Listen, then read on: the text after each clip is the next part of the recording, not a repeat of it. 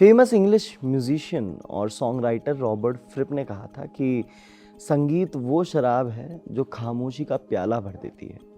बात बिल्कुल सही। और शराब का नशा किस तरह चढ़ना है, ये साकी यानी कि संगीतकार पर निर्भर करता है। ऐसे ही एक साकी अर्थात संगीतकार हैं जिन्होंने न जाने कितने करोड़ों प्याले अपने संगीत से भरे और संगीत का ऐसा खुमार चढ़ा कि दुनिया की कोई ताकत उस शख्स को अपने संगीत के लिए ऑस्कर जीतने से नहीं रोक पाई। संगीतकार का नाम A R रहमान। लेकिन क्या आप जानते हैं कि हर किसी को अपने संगीत की धुन पर झुमाने वाले A R रहमान साहब जब शादी के लिए रिश्ता देखने गए तो शादी के लिए माँ ने किसी और को पसंद किया, लेकिन शादी हुई किसी और से। जी हाँ, बॉलीवुड के अनसुने किस्सों में आज बात A R रहमान की ज़िंदगी के एक ऐसे किस्से की जिससे कई लोग अनजान हैं। मेरा नाम है आर्यमन गौतम और आप देख रहे हैं इंडिया टीवी शोबिस की स्पेशल पेशकश बॉलीवुड किस्से।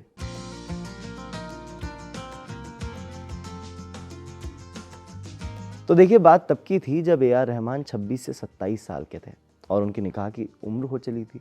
रहमान साहब की माँ करीमा बेगम ने अब सोच लिया था कि बेटे की शादी करवा कर ही रहूंगी, क्योंकि रहमान साहब संगीत में इतना मगन रहते थे मानो कुछ और हो ही ना। उन्हें संगीत से जितना प्रेम है दुनिया में शायद ही इतना किसी और से वो कर पाए। ऐसे में जब करीमा बेगम ने उनसे निकाह को लेकर बात की तो रहमान साहब ने 3 शर्तें उनके सामने रखी कि अगर इन शर्तों के मुताबिक कोई लड़की मिलती है या फिर ये 3 खूबियाँ किसी एक लड़की में आपको मिल जाती हैं तो मैं निकाह के लिए तैयार हूँ। करीमा बेहद खुश हुई कि भाई आखिरकार शर्तों के साथ ही सही, पर जनाब माने तो सही। लेकिन ये खुशी चंद पल ही टिक पाई, क्योंकि जो 3 खूबियाँ रहमान एक लड़की में ढूंढ रहे थे उन तीनों का एक ही में हो पाना बेहद मुश्किल था। रहमान साहब की पहली शर्त थी कि लड़की पढ़ी लिखी होनी चाहिए, 1994 की बात। दूसरा, उन्हें संगीत से मोहब्बत हो और तीसरा, वो सॉफ्ट स्पोकन और खूबसूरत दोनों हो। अब करीमा बेगम पहले तो संकोच में पड़ गई कि क्या असल में भी ऐसी मोहतरमाएं होती हैं, लेकिन फिर बेटे की शादी करवाने की चाह ने उन्हें अपनी बहू को ढूंढने के मिशन पर लगा ही दिया। करीमा बेगम के लिए ये तलाश बहुत मुश्किल रही, लेकिन खुदा उनके साथ था और कुछ समय बाद उनकी नज़र चेन्नई के एक कारोबारी की बेटी मेहर पर पड़ गई। बेहद सुंदर, कुशल। उनको लगा मानो उनकी तलाश अब पूरी हो चुकी है और बिना समय ज़ाया करे करीमा बेगम रिश्ता लेकर डायरेक्ट चेन्नई पहुंच गई। और वहां पहुंचकर उन्हें लगा झटका, क्योंकि मेहर के पिता ने बताया कि वो पहले अपनी बड़ी बेटी सायरा बानो का निकाह करेंगे। उसकी उम्र 21 साल थी। उसके बाद ही मेहर के बारे में सोचेंगे। अब यहाँ करीमा बेगम बड़ी असमंजस में फंस गई, क्योंकि मंजिल के बेहद करीब आकर उन्हें लग रहा था मानो मंजिल को पाने के सारे रास्ते ही बंद हो गए हों।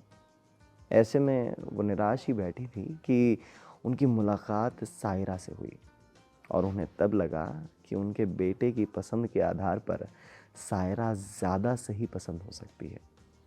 ऐसे में उन्होंने सायरा को अपनी बहू बनाने का प्रस्ताव रखा। लेकिन A R रहमान साहब कहाँ इतनी आसानी से मानने वाले थे।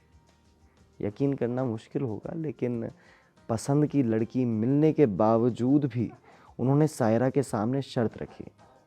उन्होंने सायरा से कहा कि अगर वो संगीत के लिए हर कदम पर उनका साथ देंगी तभी वो निकाह करेंगे।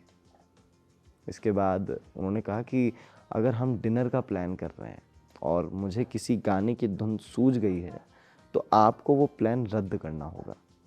रहमान को लगा कि संगीत के लिए इतना असीम प्रेम होना मतलब बहुत मुश्किल है और लड़की इस निकाह के लिए मना कर देगी। लेकिन सायरा का जवाब सुन देश का नंबर 1 संगीतकार भी हक्का बक्का रह गया। सायरा को संगीत से बहुत लगाव था और इस शर्त को भी सायरा ने खुशी खुशी मान लिया। और ऐसे आखिरकार मार्च 1995 में A R रहमान और सायरा बानो का निकाह हुआ। तो देखिए, ऐसे सबको अपने संगीत की धुन पर दीवाना बनाने वाले रहमान साहब पहली बार किसी लड़की के दीवाने हुए। उम्मीद करते हैं कि आपको आज इस कहानी से कुछ नया जानने को ज़रूर मिला होगा। तो अगले हफ्ते फिर मुलाकात होगी, लेकिन देश के जाने माने संगीतकार संगीत को एक नई पहचान देने वाले Oscar award winner AR. Rahman को इंडिया टीवी शोबिस की तरफ से अ वेरी हैप्पी बर्थडे। उम्मीद करते हैं ये आपको बेहद पसंद आई होगी कहानी। अगले हफ्ते फिर मुलाकात होगी यहीं पर एक नई किस्से के साथ, एक नई कहानी के साथ। धन्यवाद।